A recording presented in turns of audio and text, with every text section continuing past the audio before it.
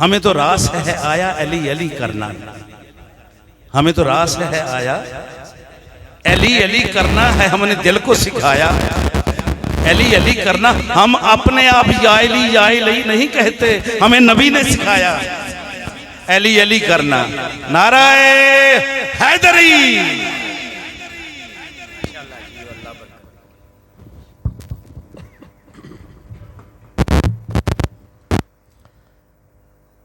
بسم اللہ الرحمن الرحیم۔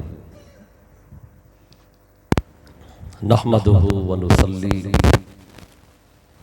ونسلم علی سیدنا و مولانا محمد رسولہ النبی الکریم، اما بعد۔ قال اللہ تبارک و تعالی فی القرآن المجید: اعوذ باللہ من الشیطان الرجیم، بسم اللہ الرحمن الرحیم۔ فاذکروا آلاء اللہ لعلکم تفلحون۔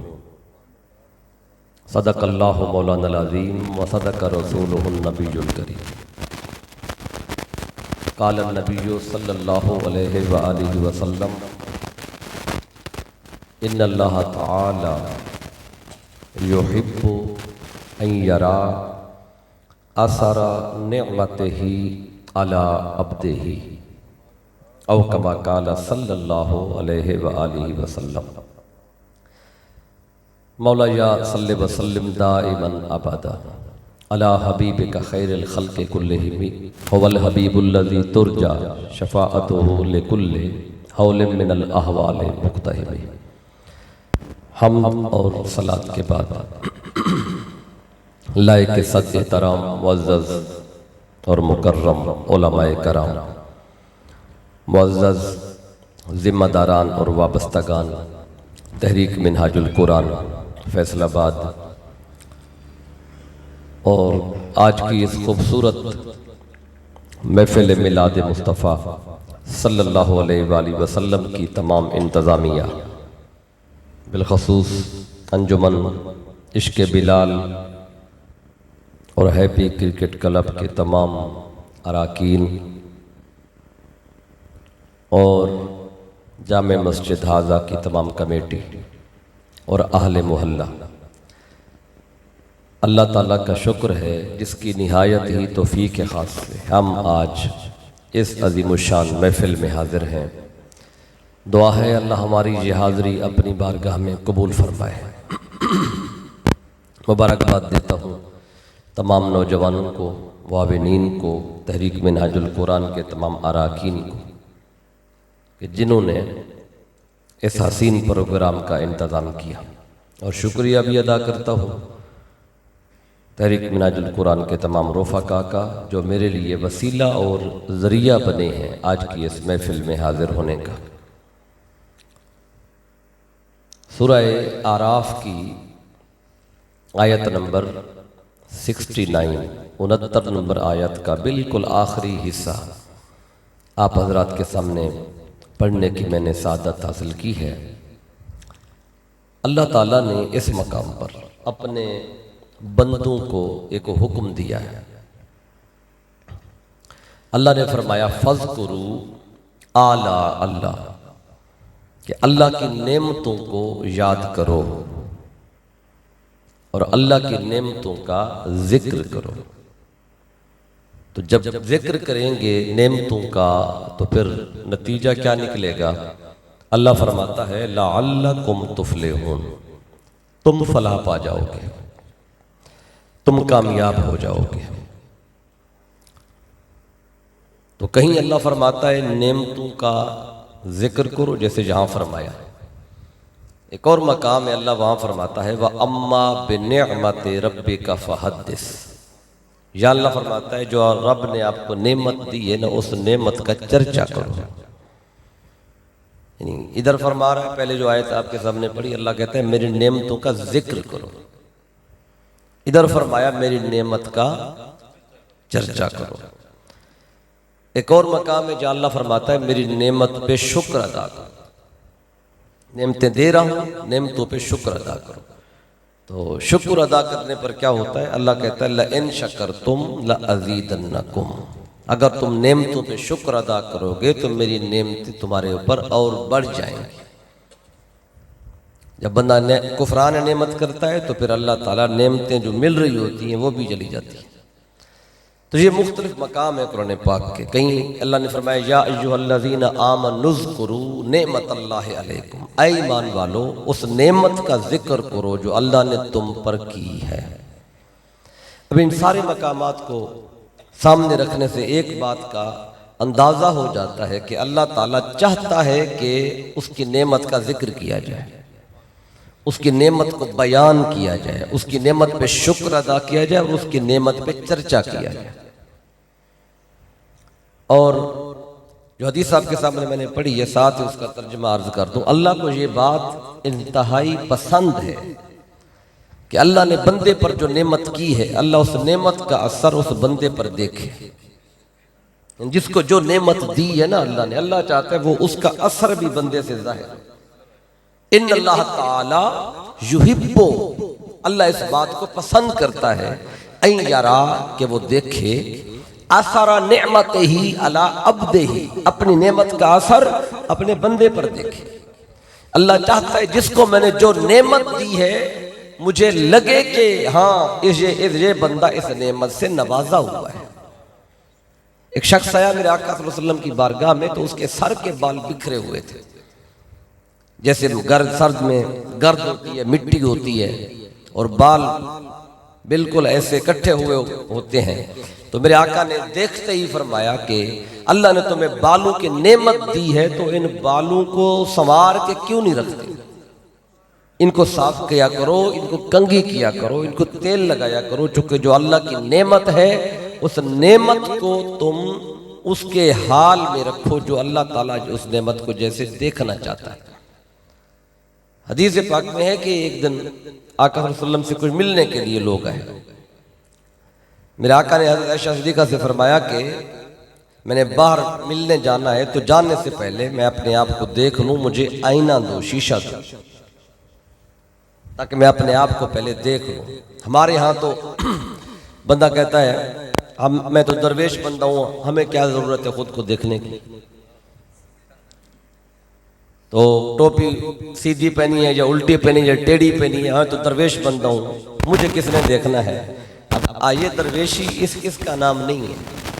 بٹن دو اوپر کے کھلے ہوئے ہیں، بازو کے بٹن بھی کھلے ہوئے ہیں یا بازو یہاں تک چڑھے ہوئے ہیں، بندہ کبار جا رہا ہے، ملنے جا رہا ہے، تو اب یہ طریقہ نہیں ہے۔ درویشی یا فقیری اس شے کا نام نہیں ہے۔ ہمارے ہاں فقیری کا تصور بھی دھندلا ہو گیا ہے۔ ایک بندہ 2 مہینے نہ نہائے تو کہتے ہیں بڑا ملنگ بندہ ہے، پہنچی ہوئی سرکار ہے۔ جس نے آدھے کپڑے پہنے ہو کہتے ہیں آدھا فقیر ہے، جس نے سارے اتارے ہوئے ہو کہتے ہیں پورا فقیر ہے۔ نہیں، یہ فقیری جو ہے اسلام میں نہیں ہے، اس چیز کا نام فقیری نہیں ہے۔ ہم نے اسوہ اور سیرت لینی ہے اللہ کے رسول صلی اللہ علیہ وسلم کی ذات پاک سے۔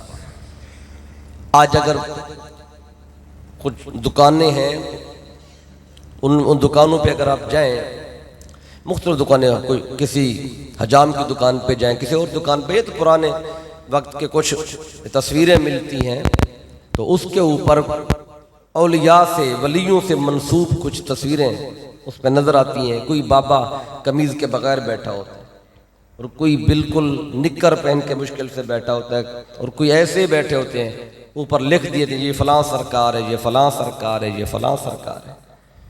اور آج کل تو سوشل میڈیا کا دور ہے، بابا ایک لیٹا ہوا ہے، اس نے شلوار کوئی نہیں پہنی ہوئی، صرف شرٹ پہنی ہوئی، عورتیں جا کے اس کو ہاتھ لگا کے اس سے جیسے برکت لیتے ہیں نا لوگ، تو یہ کام ہو رہا ہے اور اس کو فقیری کا نام دیا جا رہا ہے۔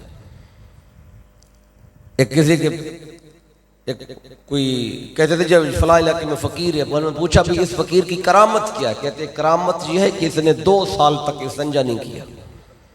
اب یہ اس کی کرامت بتائی جا رہی ہے، ناپاک رہنا ان کے لیے کرامت ہو گیا۔ یہ کوئی فقیری نہیں ہے، یہ ہے آج کل یہ سارا کچھ آپ دیکھتے ہیں، یہ سارا کچھ چل رہا ہے، اس کو اسلام سے جوڑا جاتا ہے۔ میرے آقا فرماتے تھے اے عائشہ مجھے آئینہ دکھاؤ تاکہ میں باہر جانے سے پہلے خود کو دیکھوں۔ تو آپ نے ایک دن پوچھا آقا آپ بھی آئینہ دیکھتے ہیں؟ فرمایا کیوں نہ دیکھوں کہ ان اللہ جمیل و یحب الجمال، اللہ خود بھی حسین ہے اور اللہ تعالیٰ حسن کو پسند فرماتا ہے۔ ایک دن آپ کہتی ہیں کچھ لوگ ملنے آئے تو میرے آقا نے فرمایا آئینہ دکھاؤ، آئینہ گھر میں کوئی نہیں تھا، شیشہ نہیں ہے۔ تو میرے آقا نے کیا کیا، جو گھر کے اندر پانی کا مٹکا تھا، میرے آقا مٹکے کے پاس تشریف لے آئے، اس کا ڈھکن اٹھایا اور پانی کے اندر اپنے آپ کو دیکھ لیا اور وہاں امام مبارک ٹھیک کر لیا جیسے سیدھا کرتا ہے بندہ جانے سے پہلے۔ تو اب یہ انداز ہیں، طریقے ہیں، اللہ کی جو نعمت ملی ہے اس نعمت کا اثر اللہ چاہتا ہے میں بندے کے جسم پہ دیکھوں۔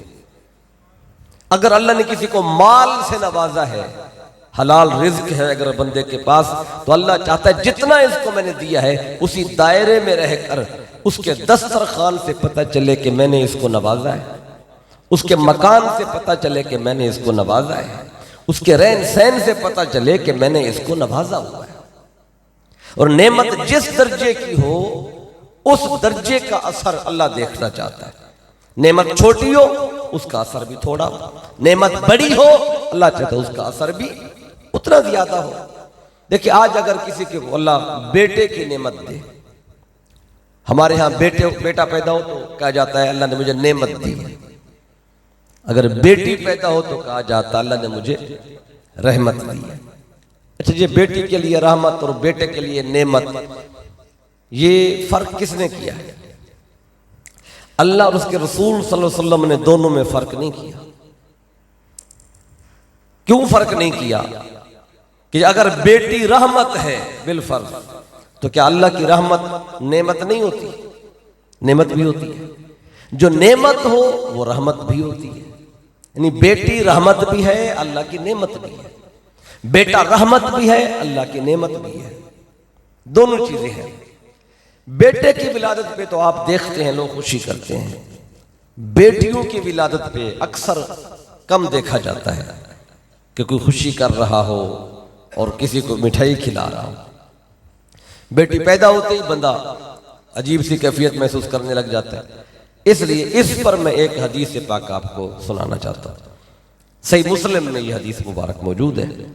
حضرت انس بن مالک رضی اللہ تعالیٰ عنہ اس کو بیان فرماتے ہیں، میرے آقا نے فرمایا من آل جاریتین، جو بندہ دو بیٹیوں کی پرورش کرے گا، بیٹیوں کی، ان کی اچھی تربیت کرے، حتیٰ تبلغا، حتیٰ کہ وہ جوان ہو جائیں اور پھر ان کو اچھے گھر میں رخصت کر دے، تو آقا فرماتے ہیں جب قیامت کے دن یہ بندہ آئے گا نا، بایا آنا وہوا کہاتین، کہ میں اور دو بیٹیوں کی پرورش کر کے آنے والا قیامت والے دن اتنے قریب کھڑے ہوں گے جیسے ہاتھ کی یہ دو انگلیاں ہیں۔ اب صحابی کہتے ہیں جب انگلیوں آقا نے اشارہ فرمایا تو انگلیوں میں فاصلہ تھا، آگے آقا نے ایک اور عمل فرمایا یوں اشارہ کر کے، صحابی کہتے ہیں دمّ اصابعہ، آقا نے یہ فاصلہ بھی مٹا دیا اور بتایا کہ مجھ میں اور اس بندے میں قیامت کے دن کوئی تیسرا بندہ نہیں ہوگا جو دو بیٹیوں کی پرورش کر کے آئے گا۔ دیکھیں آج ہر بندہ یہ خواہش رکھتا ہے نا کہ قیامت کے دن وہ مصطفیٰ کے قدموں میں اٹھے، ہم چاہتے ہیں نا۔ تو اب میرے آقا نے طریقہ بھی بتا دیا کہ جو دو بیٹیوں کی پرورش کرے گا تو اسے میرا قرب قیامت کے دن مل جائے گا، اس سے بڑی خوشخبری کیا ہوگی؟ اس لیے میرے آقا فرماتے ہیں تارے بیٹی پیدا ہو تو اس پہ منہ نہیں بنانا چاہیے بلکہ اس پر بھی خوشی کا اظہار کرنا چاہیے، کیونکہ بیٹوں کی ولادت پہ یا پرورش پہ آقا نے نہیں فرمایا میں ساتھ ہوں قیامت کے دن، بیٹیوں کی ولادت پہ فرمایا ہے۔ ایک صحابی بیٹھے تھے، عرض کیا آقا آپ نے شرط لگائی ہے جس کی دو بیٹیاں ہوں تب یہ بشارت کا حقدار وہ بنے گا۔ عرض کیا آقا میری تو بیٹی ایک ہے اور بیٹی کوئی نہیں ہے، میں تو اس بشارت سے محروم ہو گیا ہوں۔ آقا نے فرمایا تیرا دل تو چاہتا ہے نا کہ دوسری بیٹی بھی ہو تاکہ تو اس بشارت کا حقدار بنے؟ جی آقا دل تو چاہ رہا ہے، اس لیے تو عرض کر رہا ہوں۔ آقا فرماتے ہیں اگر تیری دوسری بیٹی نہ بھی ہو، ایک کی پرورش کر لے، تو بھی قیامت کے دن میرے قرب میں موجود ہوگا۔ تو بیٹیوں کے ساتھ محبت پر، ان کے ساتھ شفقت کرنے پر میرے آقا صلی اللہ علیہ وسلم نے اپنا قرب دینے کا اعلان فرمایا۔ اچھا، بیٹا پیدا ہو تو خوشی کی کسی بندے نے گھر سجا لیا، مٹھائی بانٹی، آپ مبارک دینے گئے۔ جب آپ جا کے ملے، بڑا خوش تھا وہ بندہ، اور خوش ہوتا ہے انسان کیونکہ اللہ نے بیٹا عطا فرمایا۔ تو آپ نے اس کو مبارکباد دی، مٹھائی کھائی، گھر اس کا سجا ہوا، لائٹنگ ہے، سارا کچھ ہے۔ 2 گھر چھوڑ کے ایک اور گھر آپ نے دیکھا اسی محلے میں، اس گھر میں لائٹنگ کوئی نہیں تھی۔ آپ وہاں چلے گئے اور آپ نے کہا کہ بھئی اس بندے نے تو گھر سجایا ہوا ہے، مٹھائی بھی بانٹ رہا ہے، تم کیوں نہیں مٹھائی بانٹ رہے اور تم نے کیوں نہیں گھر سجایا ہوا؟ تو وہ بندہ کیا جواب دے گا؟ وہ کہے گا بھی آپ کا دماغ ٹھیک ہے کہ جو بچہ پیدا ہوا ہے نا وہ ان کا کچھ لگتا ہے، میرا تو کچھ بھی نہیں لگتا، ان کا ہی کچھ لگتا ہے نا، میرا تو کچھ نہیں لگتا، اور مجھے کہہ رہے ہو میں نے گھر کیوں نہیں سجایا؟ تو اس نے کہا جن کا لگتا ہے وہی خوشی کر رہے ہیں۔ تو یہ سادہ سی بات ہے، جب ماہ ربیع الاول آتا ہے، ماہ میلاد آتا ہے، کہیں گھر سج جاتے ہیں، کہیں دکانیں سج جاتی ہیں، کہیں مسجدیں سج جاتی ہیں، کہیں سبیلیں لگ جاتی ہیں، کہیں لنگر پکتے ہیں، چہروں پہ خوشی ہوتی ہے، نئے کپڑے ہوتے ہیں، لوگ خوشبو لگاتے ہیں، لوگ پوچھتے ہیں ان کو کیا ہو گیا ہے، یہ کیوں سجے ہوئے ہیں، یہ کیوں خوشبو لگا کے پھر رہے ہیں، ان نے کیوں گھر سجایا ہوا ہے، فلاں نے نہیں سجایا ہوا، فلاں نے نہیں سجایا ہوا۔ یہ پوچھنے کی ضرورت ہی نہیں ہے کیوں نہیں سجایا اور اس نے کیوں سجایا، بس مصطفیٰ جس کے لگتے ہیں خوشی بھی وہی کرتے ہیں، جن کے لگتے نہیں ہیں انہوں نے کرنی کیا ہے؟ اب خوشی وہی کرے گا جس کا آنے والا کچھ لگتا ہے۔ جیسے میں نے چھوٹی سی آپ کو وہ محلے کی مثال دی نا، وہ کہتا ہے میرا تو کچھ بھی نہیں لگتا آنے والا، تو میں کیوں خوشی کروں؟ اس نے بڑی بات سمجھا دی، ہاں جن کا کچھ لگے وہی خوشی کرتا ہے، اب جو نہیں کرتے اب پوچھنے کی ضرورت نہیں ہے، حضور اگر لگتے ہوں کسی ان کے تو وہ بھی کریں گے، تو ہمارے لگتے ہیں اس لیے ہم خوشی کا اہتمام بھی کرتے ہیں۔ دیکھیں پھر جس درجے کی نعمت ملے خوشی اس درجے کی ہوتی ہے۔ اب یہاں ایک نعمت کی بات کی میں نے، اللہ نے نعمتوں کا ذکر کیا ہے، فرمایا فَاذْكُرُوا آلَاءَ اللَّهِ، اللہ کی نعمتوں کو یاد کرو، ان کا ذکر کرو۔ اب اللہ نے ہر نعمت، جتنی بھی اللہ کی نعمتیں، ہر نعمت قابل ذکر ہے، اس لیے اللہ کہتا ہے میری تمام نعمتوں کا ذکر کرو۔ اچھا نعمتیں ہیں کتنی اللہ تعالیٰ کی؟ اگر قرآن مجید سے پوچھیں تو قرآن کیا کہتا ہے؟ سورہ ابراہیم میں اللہ نے فرمایا وَإِن تَعُدُّوا نِعْمَتَ اللَّهِ لَا تُحْصُوهَا، اگر تم اللہ کی نعمتوں کو گننے بیٹھو تو اللہ کہتا ہے کبھی تم گن نہیں سکتے، تمہاری گنتی میں میری نعمتیں نہیں آ سکتی۔ اب یہ مسئلہ پر بن گیا انسان کے لیے، ادھر اللہ حکم دیتا ہے میری تمام نعمتوں کا ذکر کرو، ادھر فرماتا ہے میری نعمتیں گنتی سے باہر ہیں، جب گنتی میں نہیں آتی تو ذکر میں کیسے آئیں گے؟ کرنا بھی ہے، اللہ کا حکم ہے، حکم کیسے پورا کریں جب نعمتیں گن ہی نہیں سکتے ہیں کتنی؟ اگر پتہ ہوتا 1000 نعمتیں ہیں چلے باری باری ذکر ہو جاتا، پتہ چلتا 10,000 نعمتیں اللہ کی تو باری باری ذکر کرتے، ایک دن پورا ہو ہی جاتا۔ تو ذکر کیسے کریں ان نعمتوں کا جو نعمتیں گنتی میں نہیں آ سکتی؟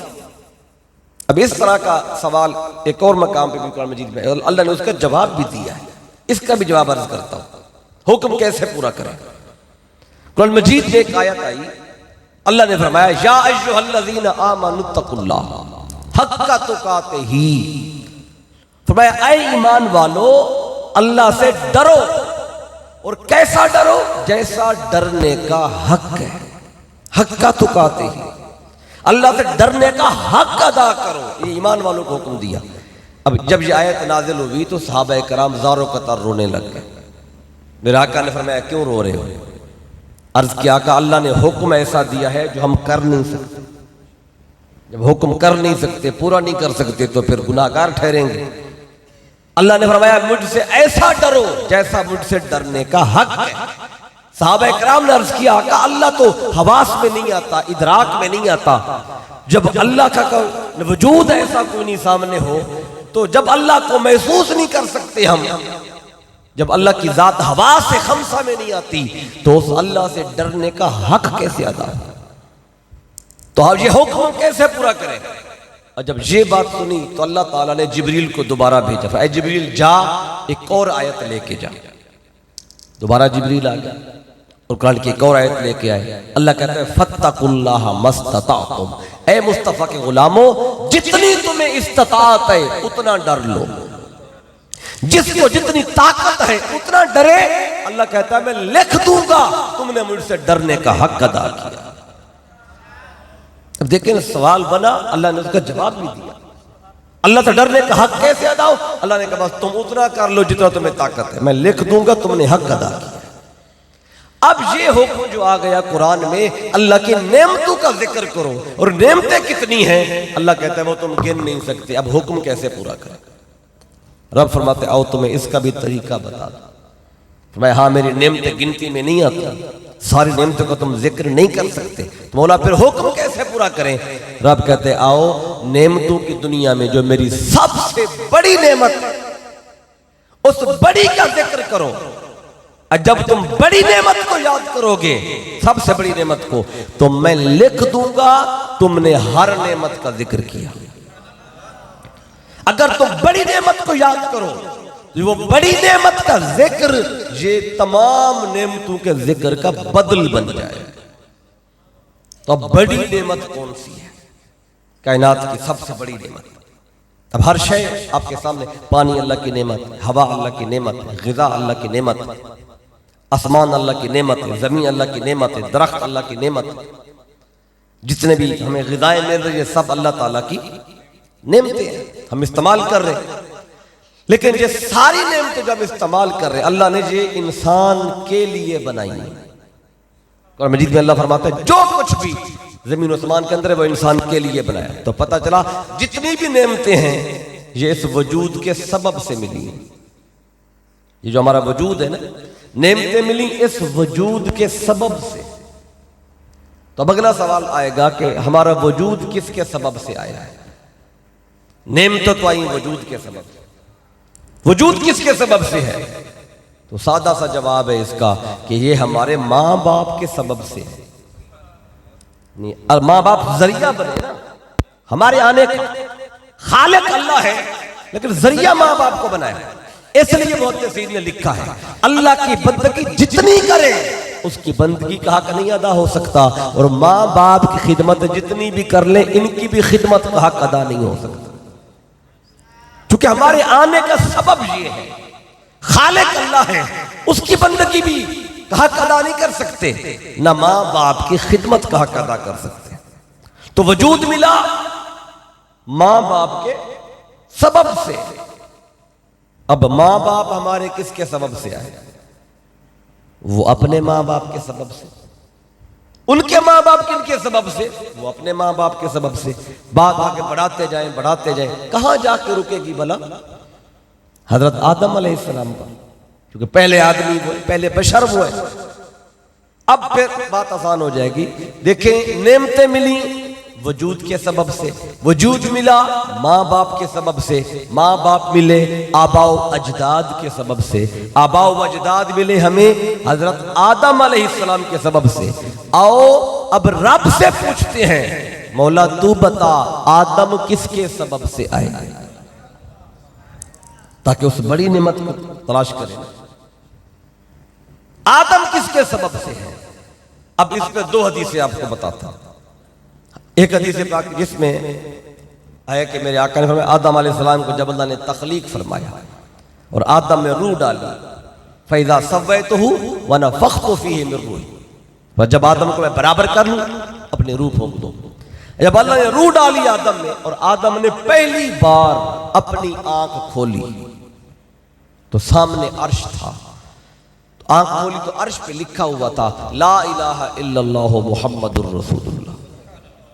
جو ہی آدم نے آنکھ کھولی اور عرش پہ لکھا ہوا پڑھا تو اللہ سے پوچھا باری تعالیٰ پہلا بشر تو میں ہوں، آدم میں ہوں، آدمی مجھ سے بنیں گے، پہلا انسان میں ہوں۔ عرض کیا باری تعالیٰ یہ کون ہے؟ جس کا نام محمد ہے اور وہ اس کا نام تیرے نام کے ساتھ لکھا ہوا ہے۔ آنکھ کھول کے رب سے پوچھا، اس وقت اللہ فرماتا ہے لولا محمد لما خلقتک، اے آدم اگر محمد کو نہ بنانا ہوتا تجھے بنانے کی ضرورت ہی نہیں تھی۔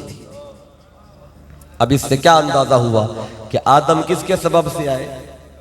حضور نبی اکرم صلی اللہ علیہ وسلم کے سبب سے آئے۔ اب یہ حدیث آپ نے سن لی، اس پہ عقیدے کی بات بھی آپ کو بتا دوں۔